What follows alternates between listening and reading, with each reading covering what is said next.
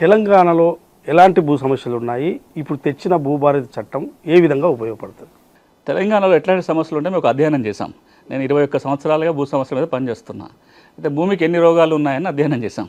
మనిషికి రోగాలు ఉన్నట్టుగా భూమి హక్కుల రోగాలు కదా, 76 రకాల సమస్యలు గుర్తించాం. ధరణికి ముందు 2020 నాటికి ధరణి చట్టం రావడానికంటే ముందు భూములకు సంబంధించి తెలంగాణలో 76 రకాల భూమి సమస్యలు, 124 భూమి చట్టాలు, 76 రకాల సమస్యలు ఉన్నాయి. అంటే ఈ ధరణి రాకముందు ఆ చట్టంలో లేదా పరిష్కార మార్గాలు లేవా? ఉన్నాయి, కానీ చట్టాలు పరిష్కార మార్గాలు ఉన్నా సమస్యలు తీరకుండా ఉన్నవి, రకరకాల సమస్యలు ఉన్నాయి.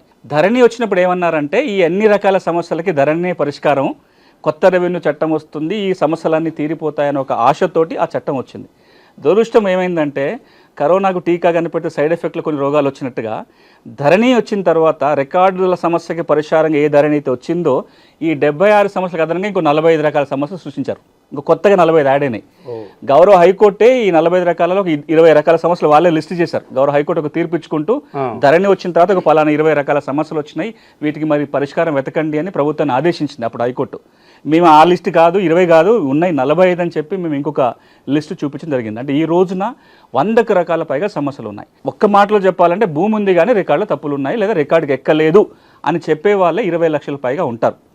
ఈ రోజున ఈ భూభారతి చట్టం ఏదైతే వస్తుందో దాదాపుగా ఈ 20-25 లక్షల మంది భూమి ఉంది రికార్డుకి ఎక్కలేదనో, రికార్డుకి ఎక్కినాం కానీ తప్పులు ఉన్నాయని ఎవరైతే చెప్తున్నారో వాళ్ళందరికీ ఈ భూభారతి చట్టం ఒక పరిష్కారం చూపిస్తుంది. అంటే భూమి ఉన్న వాళ్ళందరికీ రికార్డుకి వస్తుంది, పాస్ పుస్తకం వస్తుంది. కానీ ఇవి కాకుండా ఇంకొక 20-30% సమస్యలు వేరే రకాలు ఉంటాయి.